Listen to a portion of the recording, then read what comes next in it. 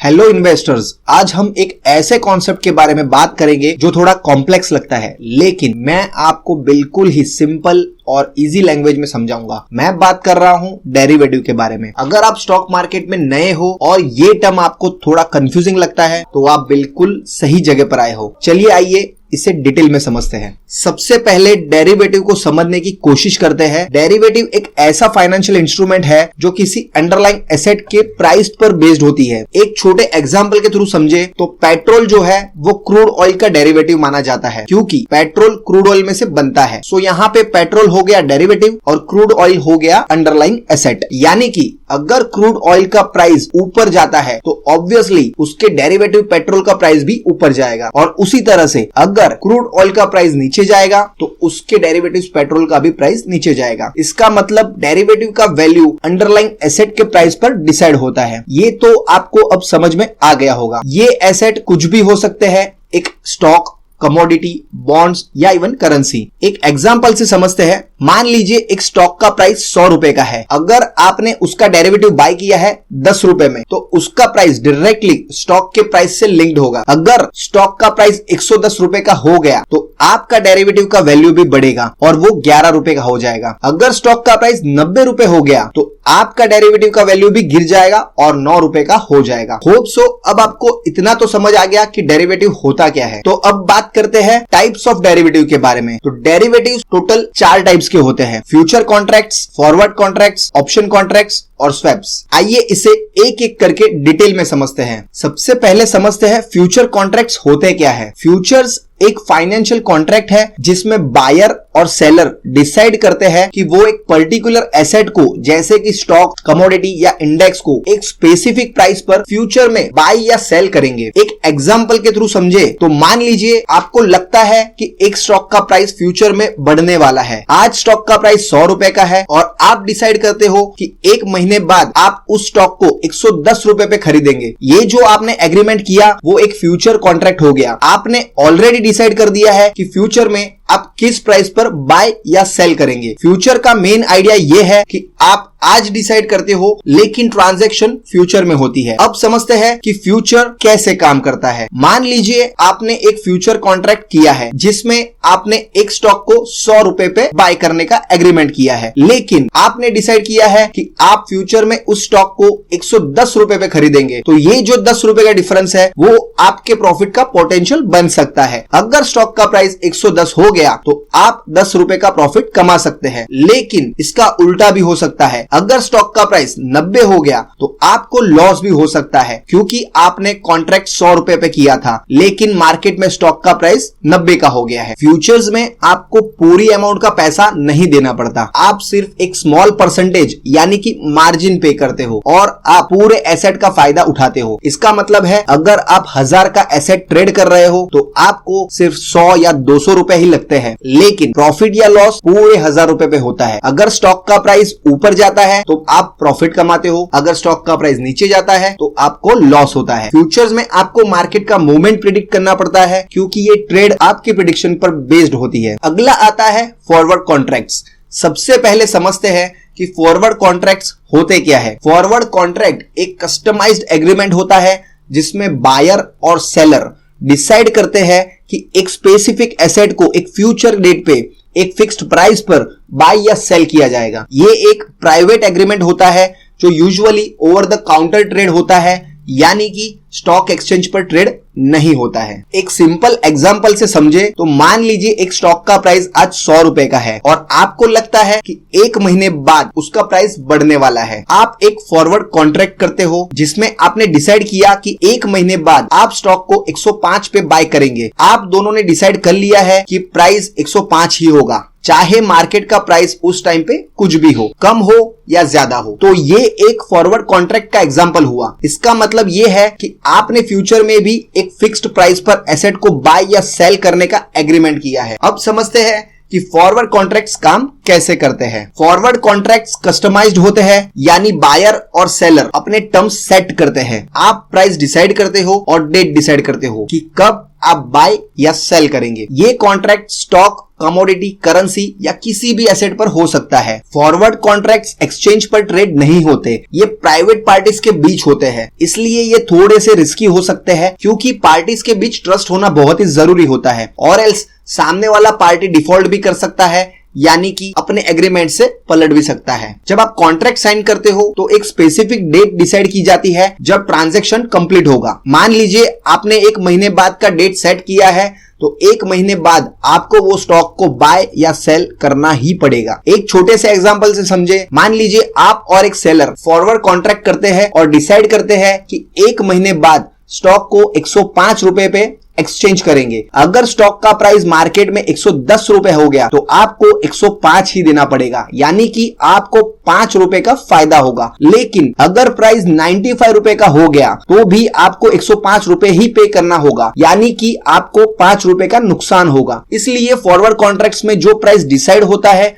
वो फिक्स्ड होता है, चाहे मार्केट का प्राइस कुछ भी हो।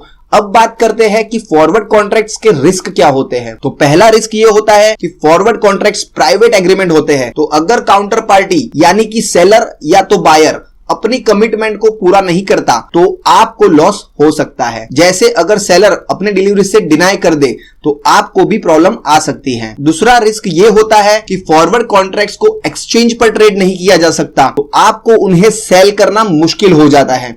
अगर आपको पोजीशंस को जल्दी एग्जिट करना है तो आपको मे बी लिक्विडिटी का इश्यूज भी आ सकता है। नेक्स्ट आता है ऑप्शन कॉन्ट्रैक्ट्स, जो स्टॉक मार्केट का पॉपुलर सेगमेंट है। सबसे पहले समझते हैं कि ऑप्शंस क्या होते हैं। ऑप्शंस एक फाइनेंशियल कॉन्ट्रैक्ट्स होते हैं जो आपको एक राइट देते हैं लेकिन ऑब्लिगेशन नहीं। मतलब जब आप ऑप्शंस को बाय करते हो तो आपको एक राइट मिलता है लेकिन आपके पास उस राइट को यूज करने के लिए फोर्स नहीं होता। ऑप्शंस 2 टाइप के होते हैं, कॉल ऑप्शंस और पुट ऑप्शंस। पहले कॉल ऑप्शंस को समझते हैं। अगर आपको लगता है कि किसी स्टॉक का प्राइस फ्यूचर में बढ़ने वाला है तो आप कॉल ऑप्शन बाय करते हो। इससे आपको राइट मिलता है कि आप फ्यूचर में स्टॉक को एक स्पेसिफिक प्राइस यानी कि स्ट्राइक प्राइस पर खरीद सकते हो। दूसरा है पुट ऑप्शन। अगर आपको लगता है कि किसी स्टॉक का प्राइस फ्यूचर में गिरने वाला है तो आप पुट ऑप्शन को बाय कर सकते हो। इससे आपको राइट मिलता है कि आप फ्यूचर में स्टॉक को एक स्पेसिफिक प्राइस पर बेच सकते हो। एक छोटे से एग्जांपल के थ्रू समझ लेते हैं। मान लीजिए रिलायंस का स्टॉक अभी 100 रुपए पे ट्रेड हो रहा है और आपको लगता है कि आने वाले 1 महीने में उसका प्राइस 120 हो जाएगा, तो आप कॉल ऑप्शन को बाय करेंगे 110 की स्ट्राइक प्राइस पर। अगर स्टॉक 120 हो जाता है तो आप 110 पर स्टॉक को बाय करके 120 पर सेल करते हैं और अपना प्रॉफिट बुक करते हैं। अगर स्टॉक का प्राइस 90 हो जाता है तो आपको ये ऑप्शन यूज नहीं करना पड़ेगा और आप बस अपने प्रीमियम यानी कि जो आपने ऑप्शन खरीदते वक्त पे किया था सिर्फ उसी का लॉस करेंगे। अब जानते हैं ऑप्शंस कॉन्ट्रैक्ट काम कैसे करते हैं। जब आप ऑप्शंस को बाय करते हो तो एक स्ट्राइक प्राइस डिसाइड होता है। ये वो प्राइस होता है जिसपे आपको फ्यूचर में स्टॉक बाय या सेल करना होता है। मान लीजिए आपने कॉल ऑप्शन लिया है 110 रुपए की स्ट्राइक प्राइस पर, तो आप फ्यूचर में वो स्टॉक 110 पर खरीद सकते हो। प्रीमियम वो अमाउंट होता है जो आप ऑप्शन कॉन्ट्रैक्ट्स को बाय करने के लिए पे करते हो। ये एक अपफ्रंट कॉस्ट होती है जो आपको ऑप्शन परचेस करते वक्त ही देनी पड़ती है। अगर आपने कॉल ऑप्शन 5 रुपए का बाय किया है तो आपको 5 रुपए का प्रीमियम देना पड़ता है। हर ऑप्शन की एक एक्सपायरेशन डेट होती है, मतलब वो ऑप्शन एक सर्टेन टाइम पीरियड के बाद एक्सपायर हो जाता है। अगर आपका ऑप्शन एक्सपायरेशन डेट के बाद यूज नहीं होता है तो वो वर्थलेस हो जाता है। इसको भी एक एग्जांपल से समझे तो मान लीजिए आपने कॉल ऑप्शन लिया था 110 रुपए की स्ट्राइक प्राइस पर और एक्सपायरी डेट 1 महीने बाद की थी। अगर एक्सपायरी डेट के बाद 120 रुपए का हो गया तो आप स्टॉक को 110 रुपए पे खरीदकर 120 रुपए पे बेच सकते हो और अपना प्रॉफिट भी बुक कर सकते हो। अगर एक्सपायरी के बाद स्टॉक 90 रुपए का हो गया तो आप अपना ऑप्शन छोड़ देंगे और जो 5 रुपए का प्रीमियम आपने पे किया था वो लॉस को एक्सेप्ट कर लेंगे। लोग ऑप्शन का यूज क्यों करते हैं, आइए जानते हैं। अगर आपको लगता है कि स्टॉक का प्राइस फ्यूचर में बढ़ेगा तो आप कॉल ऑप्शन को बाय करते हो। अगर स्टॉक का प्राइस बढ़ता है तो आपको उसका बेनिफिट मिलता है। अगर आपको लगता है कि प्राइस गिरने वाला है तो आप पुट ऑप्शन को बाय करते हो और अगर मार्केट गिरता है तो भी आपको प्रॉफिट होता है। अगर आपके पास कोई स्टॉक ऑलरेडी है और अगर आपको लगता है कि उसका प्राइस गिर सकता है तो आप पुट ऑप्शन बाय करके अपने लॉस को लिमिट कर सकते हो। ये एक इंश्योरेंस की तरह काम करता है, इसे हेजिंग भी कहा जाता है। ऑप्शन में आपका लॉस लिमिटेड होता है, मतलब जितना प्रीमियम आपने पे किया है उतना ही आपका मैक्सिमम लॉस हो सकता है। अगर आपको लगता है कि मार्केट थोड़ा रिस्की है तो आप ऑप्शन का यूज करके लिमिटेड रिस्क के साथ प्रॉफिट बुक कर सकते हो। अब बात करते हैं कि ऑप्शंस में क्या रिस्क होते हैं। ऑप्शन में सबसे बड़ा रिस्क ये होता है कि अगर आपका प्रेडिक्शन गलत हो जाता है तो आप अपना प्रीमियम का लॉस कर सकते हो। दूसरा रिस्क ये है कि जितना ज्यादा टाइम पास होते जाता है मार्केट में उतना आपका ऑप्शन की वैल्यू डिक्रीज हो जाती है। ये होता है टाइम डीके की वजह से। अगर आपने ऑप्शन को ज्यादा टाइम के लिए होल्ड किया और स्टॉक प्राइस मूव नहीं करता है तो आपका ऑप्शन एक्सपायर भी हो सकता है और आपको बड़ा लॉस भी बेयर करना पड़ सकता है। तीसरा रिस्क है, अगर आप ऑप्शन सेल कर रहे हो तो आपका रिस्क अनलिमिटेड हो सकता है। मान लीजिए आपने कॉल ऑप्शन सेल किया है, अगर स्टॉक प्राइस बहुत ज्यादा बढ़ गया तो आपको अनलिमिटेड लॉस का भी सामना करना पड़ सकता है। ऑप्शन बाइंग में रिस्क लिमिटेड होता है लेकिन लॉस की प्रोबेबिलिटी भी बहुत ही ज्यादा होती है, जबकि ऑप्शन सेलिंग में रिस्क अनलिमिटेड होता है जबकि लॉस की प्रोबेबिलिटी भी बहुत ही कम होती है।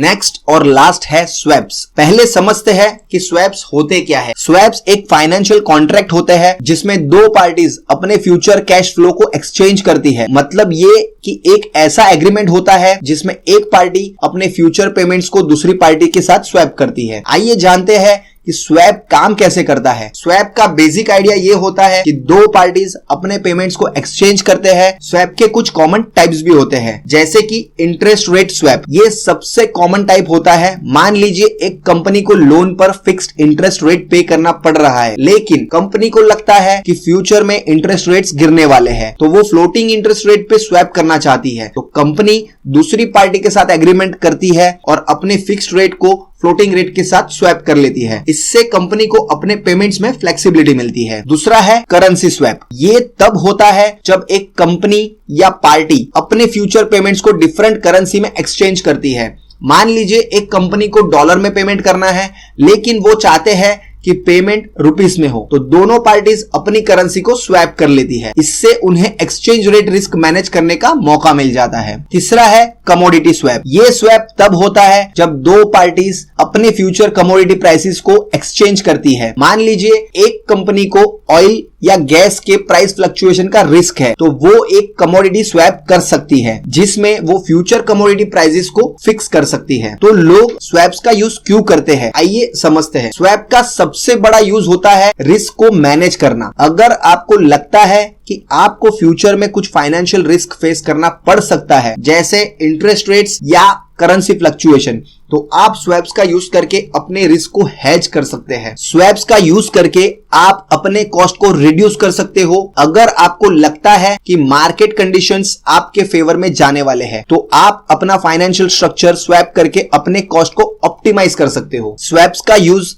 कुछ केसेस में लोग अपने मार्केट प्रेडिक्शन के अकॉर्डिंग प्रॉफिट कमाने के लिए भी करते हैं। अगर आपको लगता है कि इंटरेस्ट रेट्स या करेंसी एक्सचेंज रेट आपके फेवर में बदल सकते हैं, तो आप स्वैप कॉन्ट्रैक्ट्स में एंटर करके उन मार्केट मूवमेंट्स का फायदा उठा सकते हैं। एक छोटे से एग्जांपल के थ्रू समझे तो मान लीजिए एक कंपनी को लगता है कि फ्यूचर में ऑयल प्राइसेस बढ़ेंगे, तो वो एक कमोडिटी स्वैप एग्रीमेंट कर सकती है जिसमें फ्यूचर ऑयल प्राइसेस को फिक्स कर लिया जाता है ताकि कंपनी को प्राइस फ्लक्चुएशन से बचाया जा सके। अब बात करते हैं कि स्वैप के रिस्क क्या होते हैं। पहला होता है counter party risk. Counter party risk का मतलब ये होता है कि जब आप किसी स्वैप कॉन्ट्रैक्ट या किसी भी फाइनेंशियल एग्रीमेंट में इन्वॉल्व होते हो तो आपको ये एंश्योर करना पड़ता है कि जो दूसरी पार्टी है वो अपनी कमिटमेंट को पूरा करेगी। अगर दूसरी पार्टी अपने प्रोमिसेस को फुलफिल नहीं करती, जैसे कि पेमेंट ना करना या एग्रीमेंट के टर्म्स को फॉलो ना करना, तो आपको बड़ा लॉस हो सकता है। दूसरा है मार्केट रिस्क। स्वैप्स में मार्केट कंडीशंस काफी इंपॉर्टेंट होते हैं। मतलब अगर आपने इंटरेस्ट रेट स्वैप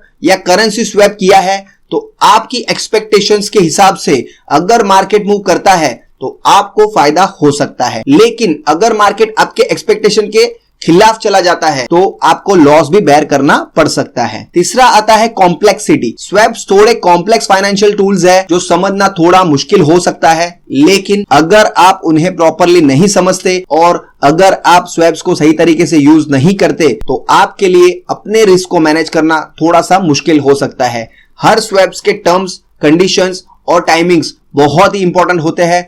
अगर आपने स्वैप्स के एग्रीमेंट साइन करते वक्त सब कुछ क्लियरली नहीं समझा या अगर आपने गलत टाइमिंग पे स्वैप कर लिया तो आपको बड़े बड़े लॉसेस का सामना करना पड़ सकता है। अगर आपको लगता है कि स्टॉक मार्केट में रिस्क को मैनेज करना और प्रॉफिट्स कमाना पॉसिबल है तो डेरिवेटिव्स का यूज जरूरी है। फ्यूचर्स, ऑप्शंस और स्वैप्स जैसे डेरिवेटिव आपको अपने इन्वेस्टमेंट स्ट्रेटेजी को डाइवर्सिफाई करने में बहुत ही ज्यादा मदद करते हैं। अगर आपको ये टूल समझ में आए और आप चाहते हैं कि इनका डिटेल वीडियो जो आपके ट्रेडिंग गोल्स के लिए सूटेबल हो तो हम तैयार है। आपको सिर्फ कमेंट बॉक्स में डिटेल्ड वीडियो करके कमेंट करना है और हाँ, आप इन डेरिवेटिव्स का इस्तेमाल शुरू करके अपने नॉलेज को नेक्स्ट लेवल तक ले जा सकते हैं। डेरिवेटिव मार्केट को समझिए और अपने ट्रेड्स को स्मार्टली प्लान कीजिए। अगर आपको कोई क्वेश्चन है तो आप कमेंट्स में पूछिए, मैं आपके डाउट्स को क्लियर करने की कोशिश जरूर करूंगा। अगर ये वीडियो आपको यूजफुल लगी हो तो लाइक करें और शेयर जरूर करिए अपने दोस्तों के साथ। धन्यवाद दोस्तों, see you soon in the next valuable video.